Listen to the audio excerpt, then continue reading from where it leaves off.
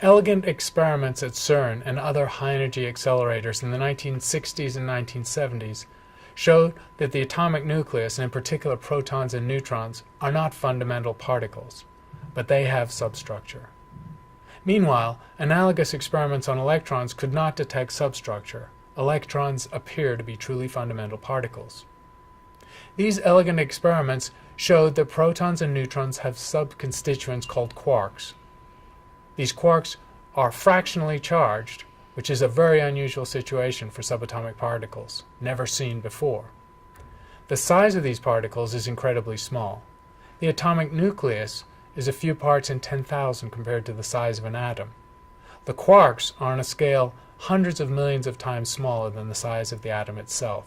It took enormous energies to liberate evidence of these quarks, and the quarks themselves cannot exist as free particles, but hints of them were seen. In continuing experiments in Europe and the United States with accelerators in the 1970s and 1980s, a whole set of new particles were produced. High-energy particles that are composites of other subatomic fundamental particles.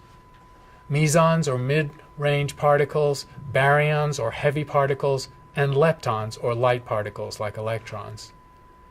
In the totality of these experiments, over 100, perhaps 150 different subatomic particles were created. When physicists tried to make sense of all these experiments and the resulting 100 or more subatomic particles, some patterns did begin to emerge. Over a period of time, what's called the Standard Model of Particle Physics was produced, which is a schema or arrangement of many of the subatomic particles that shows which are more fundamental or important to the structure of matter than others. Eventually, 3 generations of particles were seen at the subatomic level. Quarks were seen in 3 generations, the up and down, which form protons and neutrons, strange and charm, and top and bottom. That 6th quark only found in the last decade. Going up in these 3 generations corresponded to higher and higher mass, and also increasing instability. Analogously, there were 3 generations of light particles found. The classical electron, the muon, which is a few hundred times more massive, and the tau particle, which is thousands of times more massive, and corresponding to each of those 3 particles, a particular type of neutrino. Alongside all these subatomic particles, in their 3 generations or families, were 4 fundamental forces and the implied particles that carry those forces. The most familiar force, of course, is the electromagnetic force, and its carrier particle is the photon, equally familiar. The 2 nuclear forces also have carrier particles. The first to be identified and isolated in the 1970s was the carrier of the weak force in the nucleus, responsible for radioactivity. These were the W and Z particles found at CERN. Somewhat later, the carrier of the strong nuclear force, which binds the atomic nucleus together, were found. These are called gluons. These are the exchange particles between quarks that keep the nucleus together. The final particle is only hypothesized. It's a particle that might carry the gravity force, called the graviton, and it has never yet been observed. There's one feature of the universe where the universe as a whole deviates from the situation in high-energy physics or lab physics. In the lab and in the equations of high-energy physics, it's equally possible to produce matter or antimatter from pure energy.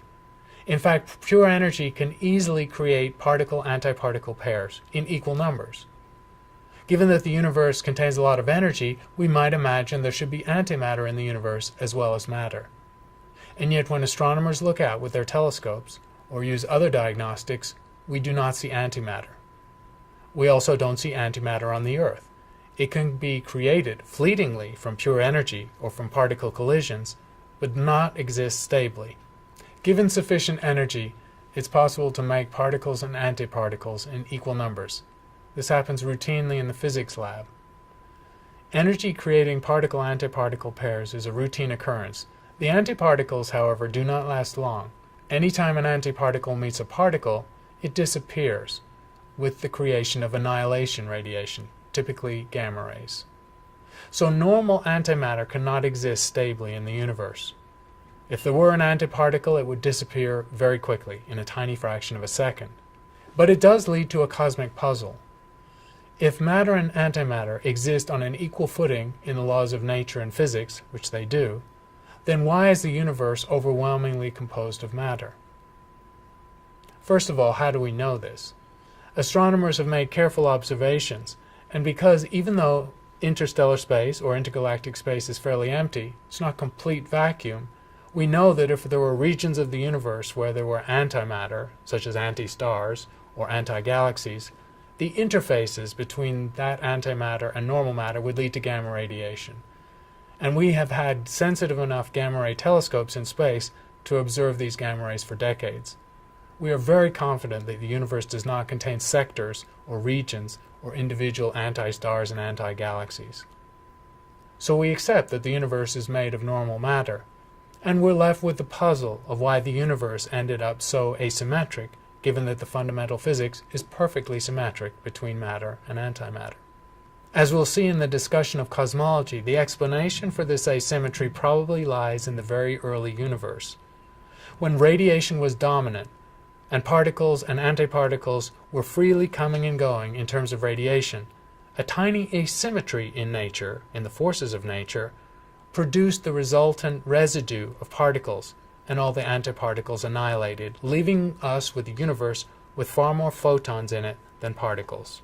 The conventional way of thinking about the structure of the universe, or the structure of matter, is what we'll call a top-down view.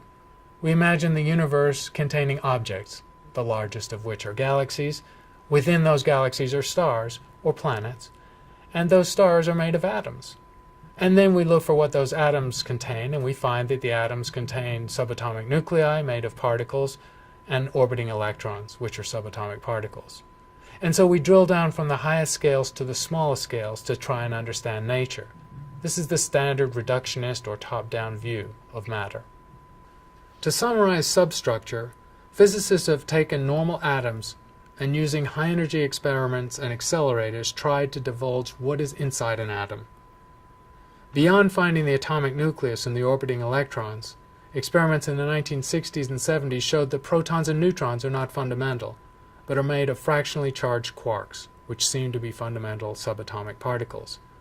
But they also produced a wide array of subatomic particles, some of which only lasted a very short period of time, and struggled to produce a pattern of all these subatomic particles. The particles exist in different families with different mass ranges, and as yet there is no fundamental explanation as to why particles are arranged this way. However, recently, with the discovery of the Higgs boson, a vital piece of this puzzle, the standard model of particle physics, was put into place, where we think we understand the mechanism by which protons, neutrons, electrons, and quarks, all subatomic particles, get their mass.